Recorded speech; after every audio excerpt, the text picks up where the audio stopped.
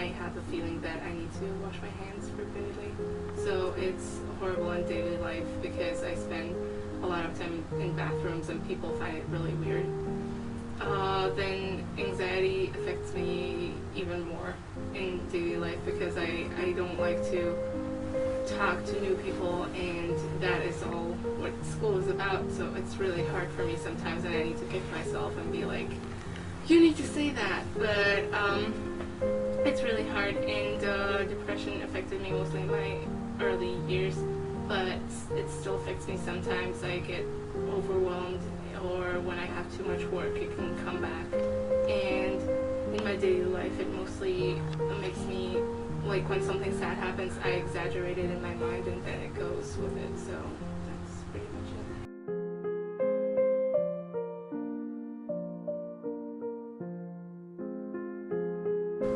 Basically, what it does, it's kind of like just this kind of cloud, so to speak, over everything I do. It's like this overwhelming sadness that just kind of like breaks into me.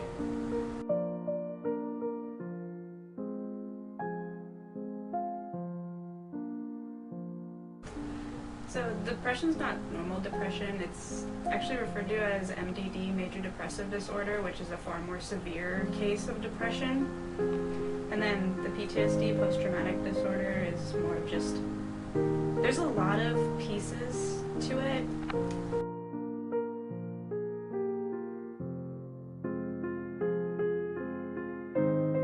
Well, I have OCD anxiety, which is a type of anxiety disorder that's coupled with OCD, so it's kind of two disorders on top of one another.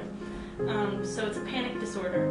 I've been seeing a psychiatrist since I was 9. I've been on anxiety pills since I was 9.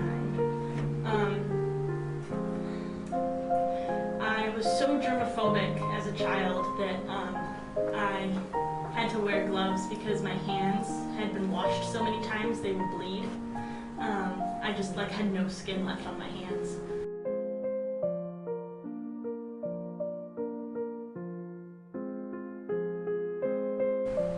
I was at a friend's house, and essentially, like, while I was trying to sleep, like, he came in at one point and basically stuck a gun to my head, and because I can't always just say that. It's like he essentially just. This is so awkward and weird to say. He raped you. Yeah, that.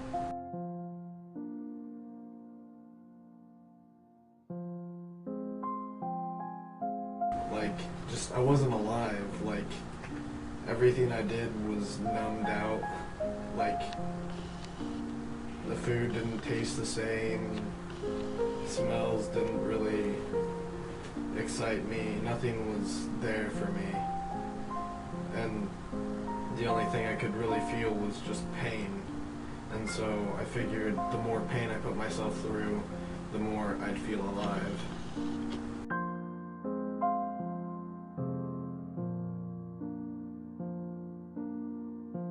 I thought that if you went to therapy, that meant automatically you're completely insane.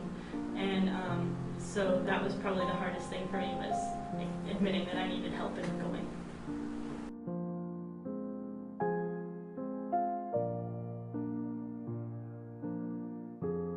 I don't necessarily know if I have triggers, but like from time to time I'll see something or hear something and it's just kind of like, boom, it's on now. Slowly start to decay and just feel sick and sad.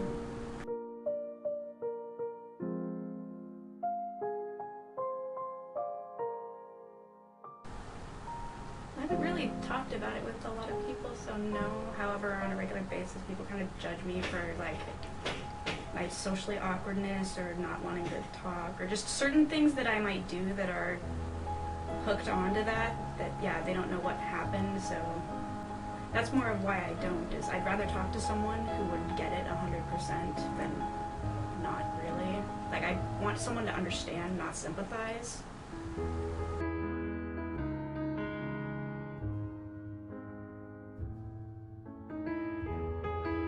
It's kind of like that gnawing feeling in the pit of your stomach. and then your heart starts to race, and your breathing picks up, and in severe cases, I'll start shaking.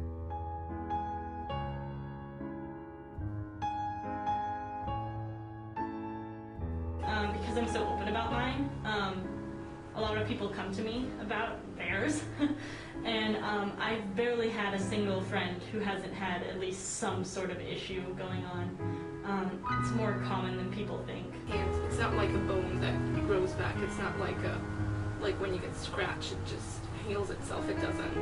And you can do certain things that help you a little bit, I think, but it still stays.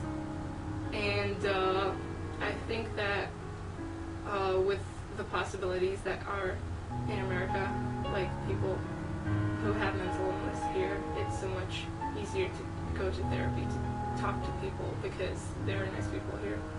So my take on it would probably be that you can try to make it better, but if you don't like specifically concentrate on healing it or like making it right, then it won't get right. I don't necessarily think it's for a good reason or a reason at all. It's just life. I think it's unfair.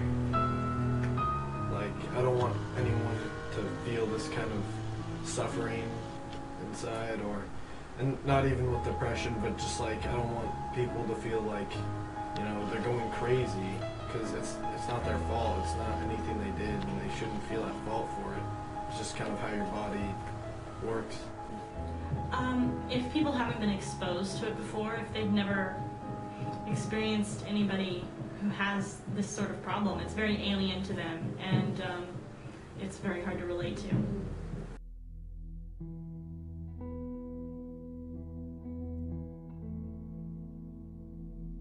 I wish that they would understand that it's something you can't stop. I mean, they're gonna be like, oh my gosh, it's crazy, but I can't stop it. Like, it's not something that I can just like stop. No.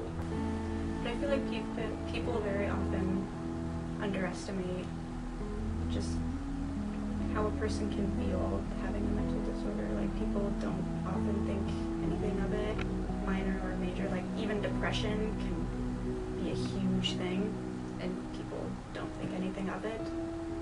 And also, yeah, like I was saying, the other thing, it's like, guys have mental disorders too. Just because there's that whole stereotype of, oh, females, it's like, there are plenty of guys with anorexia, there are plenty of guys with bulimia and PTSD and depression. I wish that people who have a mental illness but don't know really how to deal with it, I wish they understood that so many people have it. Like, 90% of the people in this school are dealing with some sort of mental illness or have a friend or family member who has it.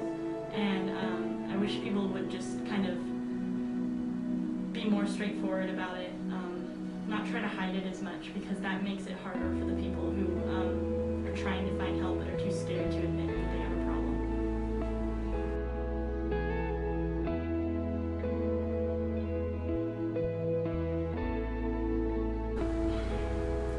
It's so hard to give advice on something that you really can't control yourself. But I mean, I already told about some stuff that I do, and I think you, like, especially people with OCD, you need to find something to do with your hands instead of like being really abnormally. If you have, because there are lots of types of OCD, but if you have what I have, that you really need to have clean hands all the time, you need to find something to do with your hands instead of that. It's like you need to draw or write or whatever, like or make small things out of wood, or I don't know, any creative action will help you, I think. And for people with anxiety, you really need to talk to people. I know it's hard. I seriously know it is really hard, and I sometimes can't do it myself, but it's just something you need to do. And I know it helped me when I found more friends that cared and who like me the way I am. So try to like look around in your neighborhood. Is there someone that you think it's nice? Just talk to them. Just be like, hey, how are you? I know it's so hard. And you're just gonna be like, oh my gosh, they're gonna think I'm so weird. Just be like, hey, how are you? You don't need to really say anything else. They're gonna take care of it. It's gonna be okay. So something that I recently learned, because a lot of people who have mental disorders often beat themselves up when really they shouldn't. Like, you don't deserve it. If you have a mental disorder, you really do not deserve it. Don't ever think you do. Like, a good way to think about it, because yeah, you go, oh, I'm a horrible person, and oh, I deserve it. And I know, like, you're probably, like, you with mental disorders are probably thinking that right now. It's like, I don't care what this crazy person is saying. It's like, I totally do deserve it. You don't. I think that you should know that you are not alone. That it's very common, and just try and be positive and accept that this isn't, something detrimental. It's just a part of you, and you need to just have a little help, and that's it. Just live as long as you can. Do whatever it takes to feel better. Not hurting yourself, obviously, but just try and find things that make you happy. Just keep searching, because there's stuff out there. Like, just keep searching.